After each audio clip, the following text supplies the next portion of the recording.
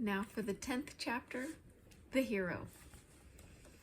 Horse snakes, despite their strength and venom, have one soft spot.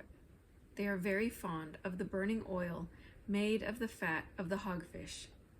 We call it that because this fish, when fully grown, can get as big and fat as a well-fed hog. However, to catch a hogfish, you need to do it in a special way. When a hogfish takes the bait, it always fights very hard, and most of the time it succeeds in getting off the hook.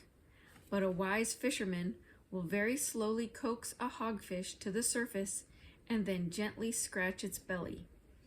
After having been sufficiently scratched, the fish will let 4 or 5 men take it wherever they wish.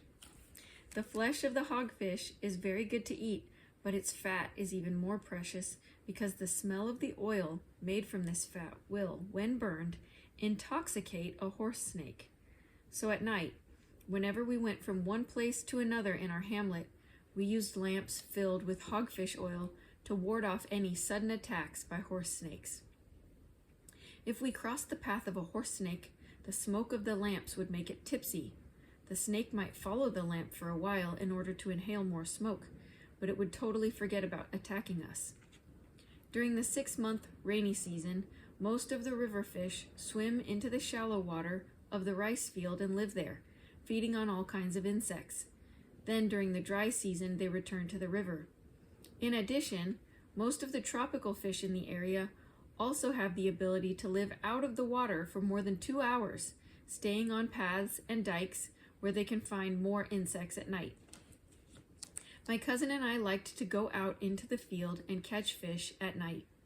Whenever we went out, we always carried a hogfish oil lamp. Since I could not catch fish as well as my cousin, who was 10 years older, I carried the lamp and a bucket to put the fish in, and my cousin carried a long knife to kill any fish that we found near the edge of the water, but he preferred to catch them alive. One evening, when we were in the field, my cousin began teasing me, saying that since I carried the hogfish oil lamp, a horse snake would follow us home. I knew that he was teasing, but I was frightened and looked back every so often to make sure that there was no horse snake following us. Then, suddenly, I saw a huge horse snake coming from nowhere and following me with its head waving unsteadily.